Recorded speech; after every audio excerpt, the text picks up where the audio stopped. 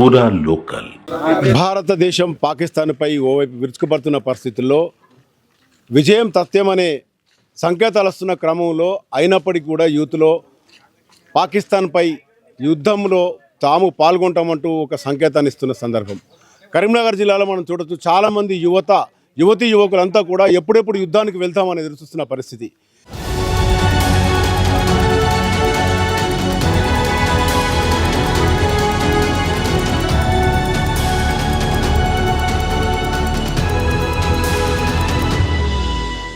ఎలాగైనా ముష్కర ఉగ్రవాదులకు ఆశ్రయం ఇస్తున్న అంటే ఉగ్రవాదానికి పుట్టిల్లు లాంటి పాకిస్తాన్లో భారతదేశం విజయం సాధించాలి, ప్రస్తుతం జరుగుతున్న యుద్ధంలో తమ పాత్ర ఉంటే బాగుండు, తాము ఎప్పుడెప్పుడు యుద్ధంలో పాల్గొంటామని ఎదురుస్తున్న యువత మనతో ఉన్నారు, వాళ్ళతో మాట్లాడదాం. ప్రధానంగా కరీంనగర్లో ఇది ఒక యుద్ధానికి సంబంధించి ఒక విధమైన ఉద్రిక్త పరిస్థితుల్లో వీళ్ళంతా కూడా యుద్ధానికి వెళ్ళడానికి సిద్ధమైనరు. చెప్పమ్మా, ఇప్పుడు యుద్ధం జరుగుతోంది, ఏమనుకుంటున్నారు? సార్, ఏప్రిల్ 24 పహల్గాన్ సంఘటన.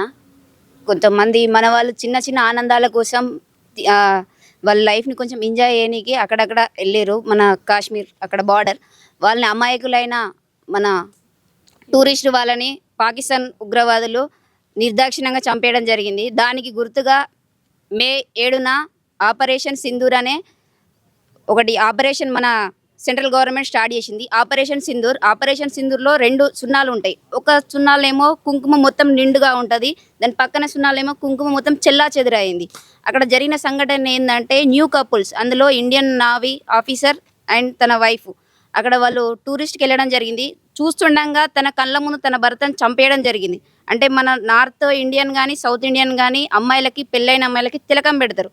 అక్కడ తన కళ్ళ ముందు తన భర్త చనిపోవడం, అది మొత్తం భారతదేశంలో 140 కోట్ల జనాభా మనసును కదిలించింది. దానికి గుర్తుగానే మన సెంట్రల్ గవర్నమెంట్ అనేది ఆపరేషన్ సింధూర్ స్టార్ట్ చేసింది. మే 7న మార్నింగ్ 1:40 ఆపరేషన్ సింధూర్ అనేది మన గవర్నమెంట్ సక్సెస్ చేస్తూ ఇంకా ముందుకెళ్తా ఉన్నది. దీనికి మేము అందరం సపోర్ట్గా ఉంటాము. ఏ విధంగా సపోర్ట్ అంటే స్టేట్ గవర్నమెంట్ అయినా సెంట్రల్ గవర్నమెంట్ అయినా కొన్ని సర్కులర్స్ పాస్ చేస్తుంది, ఏమని ఈ రూల్స్ పాటించండి, ఒక దగ్గర క్రౌడ్గా ఉండకని. అలాంటి దానికి మేము కంపల్సరీ సపోర్ట్గా ఉంటాము.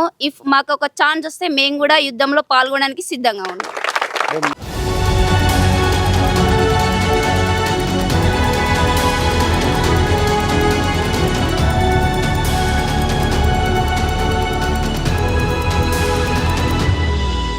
యుద్ధానికి వెళ్ళాలంటే ధైర్యం కావాలి, ఒక అవగాహన ఉండాలి. అయినా మీరు భారతదేశానికి సపోర్ట్గా వెళ్తామంటున్నారు. నిజంగానే కరీంనగర్ యువత అందరూ ఇదే ఆలోచనలు ఉన్నారా? ఎస్, ఇదే ఆలోచనలో ఉన్నాం. ఎక్కడైతే స్త్రీ అవమానించబడుతుందో, ఎక్కడైతే ఏ ప్రాంతంలో అయితే తన దుఃఖిస్తుందో, తన కన్నీటి బొట్టును రాలుస్తుందో అక్కడ యుద్ధం జరుగుతుందని మన మహాభారతంలో శ్రీకృష్ణుడు చెప్పడం జరిగింది. ఇప్పుడు అదే కొనసాగుతోంది.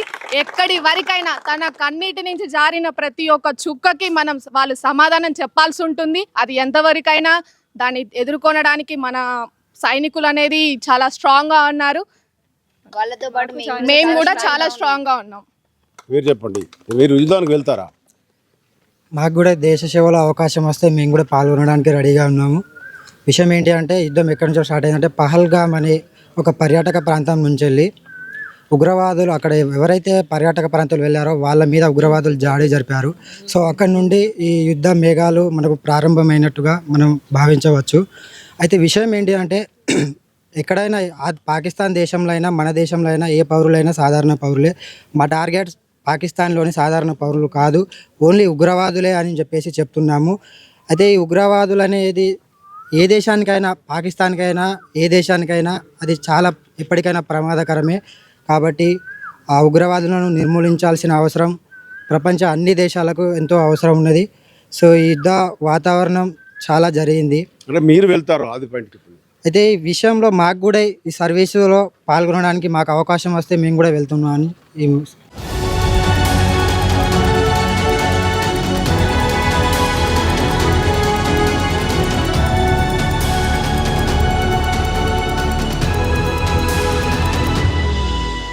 మొత్తంగా చూడొచ్చు. కరీంనగర్లో యువత సిద్ధంగా ఉన్నారు యుద్ధానికి. ఒకవేళ అవకాశం వస్తే దేశ సేవలో తాము పాల్గొంటామని పాకిస్తాన్ను మట్టుబెట్టేందుకు తమ సాయశక్తుల ప్రయత్నాలు చెప్పిన పరిస్థితి. కెమెరా పర్సన్ మైదర్తో మధుకరెడ్డి, పురవలోకల్ న్యూస్, కరీంనగర్.